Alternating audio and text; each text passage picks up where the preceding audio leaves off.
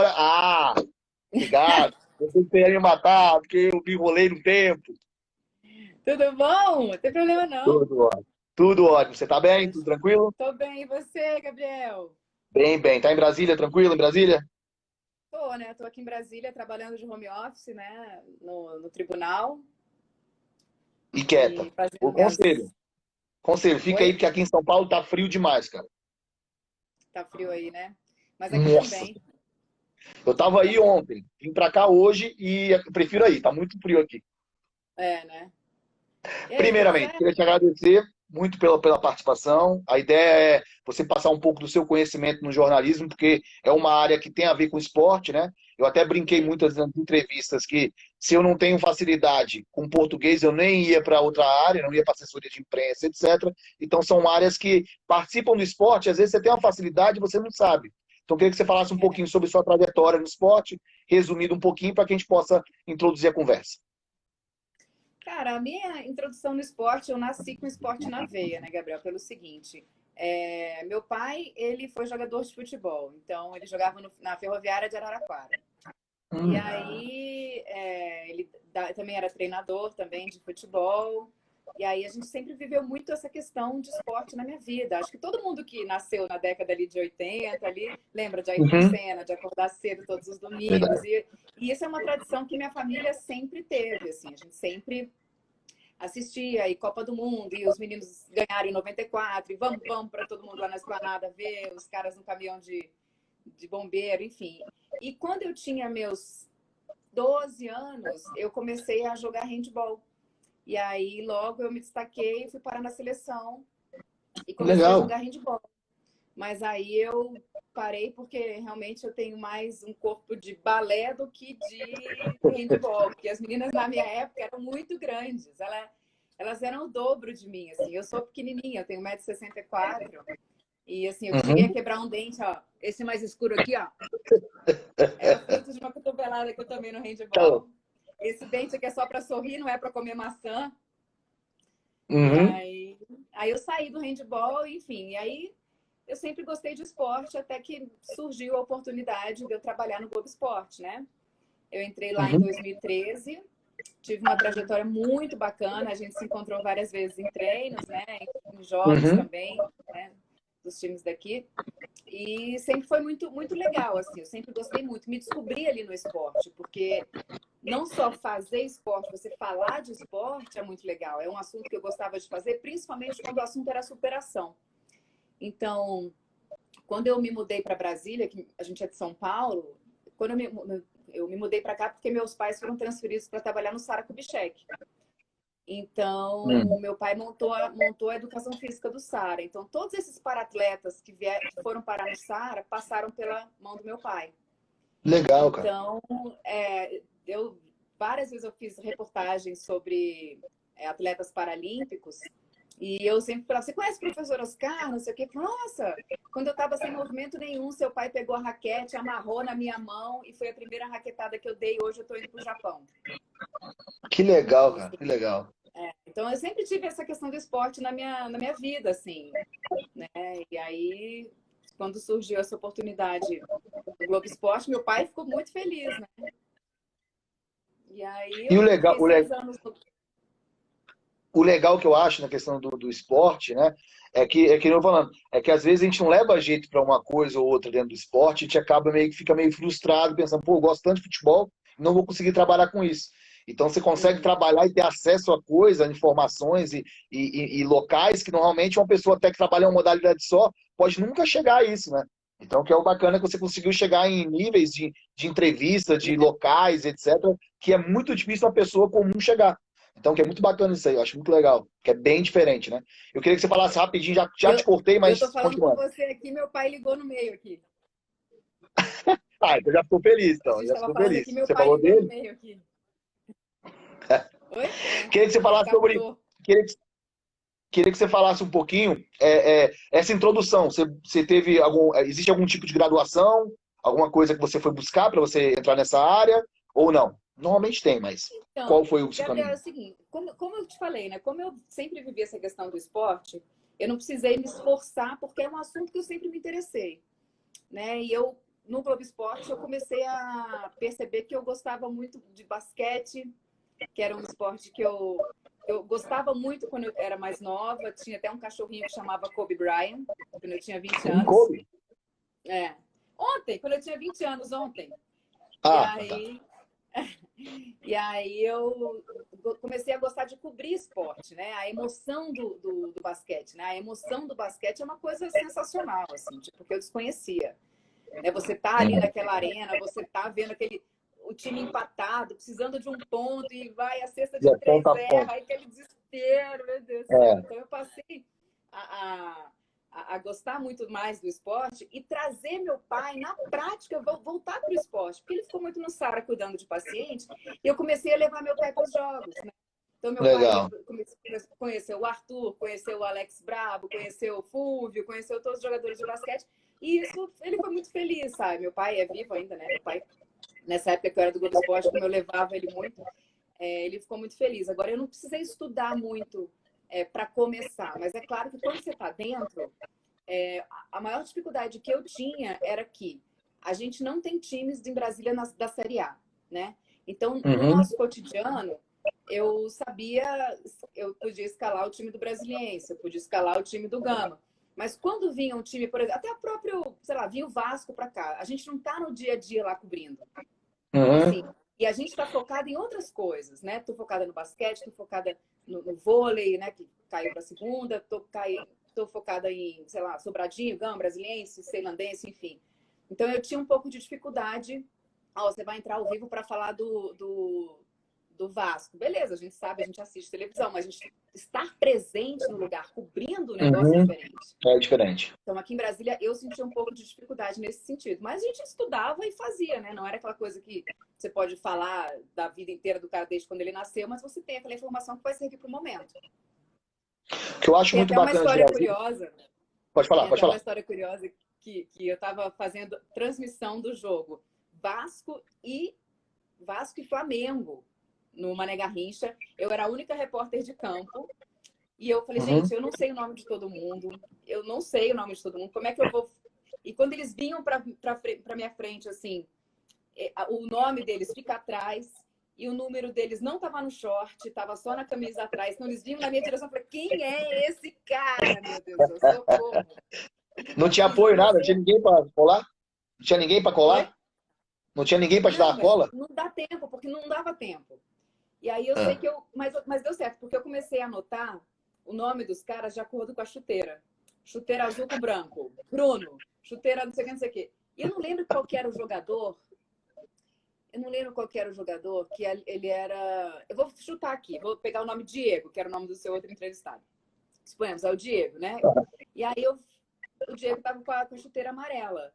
Só que no intervalo, o Diego, ele tava com a chuteira vermelha. Trocou. Aí eu virei pro auxiliar, eu falei, amigo, deixa eu te perguntar, o Diego não tava com uma chuteira amarela? Ele falou, tava, mas ele falou que não tava dando sorte, aí ele botou a chuteira vermelha. Rapaz, eu entrei ao vivo. O Diego estava com a chuteira amarela, mas agora ele trocou pela vermelha porque ele disse que não tava dando sorte. Aí o Zé Roberto falou assim, tá vendo, gente? Os repórteres do Sport TV sabem de tudo. Não sei porra nenhuma, gente. Foi pura sorte aquilo. O que eu acho muito legal de Brasília é que algumas coisas que o pessoal tem um lado negativo de a gente não ter um time na grande divisão. Mas, ao mesmo tempo, os outros estados, todos têm time em grandes divisões e automaticamente o esporte local fica sendo só o futebol. Em Brasília, a gente tem, quando o basquete, a gente tinha um universo muito bem, a gente tinha os times do estado, Gama, Brasiliense, Real, Legião, aí você tem também, ao mesmo tempo, você tem atletas de MMA, como você tem agora o Vicente Luque, que está lutando, que é do MMA de Brasília, aí você tem jogadores tem o vôlei feminino, tem jogadoras de... Então, assim, são vários esportes, então isso que, pelo menos, assim, consegue dar uma produção boa pro jornalismo, né? Acaba que você não é uma jornalista do futebol, você é uma jornalista esportiva, né? É um pouco diferente das outras regiões, né? E no Rio, o cara não abre tanto espaço pro basquete do Flamengo. Abre um pouco. Mas o vôlei feminino sei lá, do universo, não existe lá. Entendeu? É do Minas. Nem é tão falado como o futebol, porque o futebol é muito forte, não é isso? É isso aí. E a gente aqui meio que tirava leite de pedra e tentava encontrar historinhas, né? Historinhas de superação, historinhas de pessoas que sofreram e hoje conseguem se destacar no esporte. Eu lembro perfeitamente de uma das reportagens mais impressionantes que eu fiz, que foi do Ivanildo, que ele jogava aqui ele mora do lado do setor de motéis ali, tem um barracão, todo feito de lixo. Ele mora naquele barracão, que o pai dele fez. E ele encontrou uma chuteira no lixo. E aí ele começou a jogar futebol e tal. Ele foi visto por um olheiro do Orlando City, time que o Kaká defendeu por 3 temporadas, né? E aí levaram ele para os Estados Unidos. E hoje ele está lá e pode ser que o destino dele mude. Então, assim, a gente aqui em Brasília vive muito dessas histórias, né? Ou você vive de Flamengo, Vasco, Botafogo, Fluminense, né? Cruzeiro nem tanto, que agora, né? Enfim, não vamos falar de Cruzeiro. Galo. Você fala desses times que não tem nada aqui, o que causa uma revolta muito grande dos torcedores brasilienses. Porque não fala de Gama, fala de... Nossa, eu já ouvi. Vocês não falam de Gama, vocês não falam de brasileiros, vocês não falam de... A gente fala, a gente sempre falou, quando eu era da Globo, né? Falando a gente Globo, né? Eu era. A gente sempre falava, né? Ia lá, eu fazia todos os treinos, todos os jogos, enfim. Mas a TV também vive de outros times, porque Brasília é um lugar onde tem mais de 50% dos torcedores são flamenguistas. Então, a gente tinha que atender todos os públicos e ninguém vai agradar todo mundo, afinal de contas, né, Gabriel? Você sabe muito bem como funcionam essas coisas, né? E eu falo isso, falei hoje, né? Eu acho que Brasília, por ser uma cidade muito nova, é uma cidade que veio todo mundo do Brasil todo para lá. Agora está começando a ter os filhos de verdade de Brasília. De duas pessoas se Eu não conhecerem sou daqui, em por Brasília. exemplo.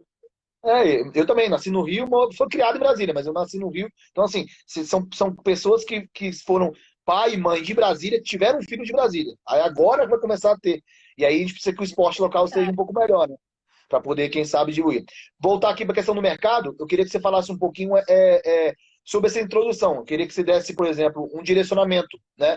Porque eu digo para todo mundo que, às vezes, se eu não tenho facilidade, por exemplo, em português, eu acho muito difícil eu conseguir ser ou um jornalista ou eu ser um assessor de imprensa de um clube ou algo dessa área. Então, eu queria que você falasse sobre dificuldade.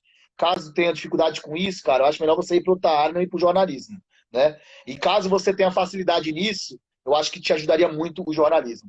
Qual seria uma dica sua? Cara, eu acho que, independente de você ter dificuldade no português, dificuldade de falar, eu acho que as barreiras estão aí para ser superadas, entendeu? Então, assim, mesmo que você ache que você tenha dificuldade em qualquer área, você pode trabalhar, estudar, se dedicar e vencer isso. Independente, porque eu sei que eu sofri muito, assim. É porque eu sou uma pessoa que eu entro com o pé na porta, entendeu? Então, assim, eu sempre fui assim na minha vida. Na época que eu fui DJ, eu era uma DJ, uma das únicas mulheres DJs em Brasília, quer dizer, no Brasil, e ganhei o concurso, né, aquele do Faustão. Então, assim, eu sempre meti as caras mesmo. Eu quero trabalhar aqui, eu falo, olha, eu tô a fim de trabalhar aqui. Então, eu acho que qualquer barreira que você tiver na sua vida, você tem que pensar nela e principalmente pensar na forma que você vai vencer. Ah, eu tenho dificuldade em português? Cara, vai fazer um curso. Ah, porque eu não falo inglês? Existe o curso de inglês para quem não sabe falar. Os cursos estão aí para quem não sabe. Ninguém nasce sabendo, né? Ah, eu tenho dificuldade nas regras de basquete. Você estuda, você se dedica. Eu acho que tudo você consegue vencer, sabe? Eu acho que eu passei por uma questão muito, muito pesada, assim, de preconceito dentro da própria equipe, sabe? De você fazer um trabalho bem feito. E quanto melhor a gente fazia, mais rechaçada você era, que foi meu caso, entendeu? Então, assim, eu sofri muito por causa disso, entendeu? Por ser loira, por ser mulher, por falar de esporte, entendeu? Existe um preconceito muito grande com relação a isso. Agora, eu tive muito respeito também. Agora, e eu principalmente, assim, com 6 meses de Globo, eu fui escolhida a melhor repórter do ano. Em 6 meses. Legal, cara. E aí, você imagina, né? E aí, depois disso, teve a Copa do Mundo de 2014. Um mês depois, eu fui convidada para passar um mês no Rio de Janeiro cobrindo o Esporte Espetacular. E aí, foi uma loucura, assim. Eu passei um mês lá, morando no Leblon, vida de Manuel Carlos, bancada por Roberto Marinho, enfim, foi ótimo. Só que quando eu voltei, o sucesso foi tão grande que incomodou muito. Entendeu? Entendi. Então, eu acho que isso, a gente tem que saber lidar com essas questões. Eu acho que eu não soube lidar muito bem, sabe? Mas, assim, a gente tem que saber lidar com a questão de você estudar para chegar onde você quer, transpor as barreiras que estão no seu caminho e levar na maciota.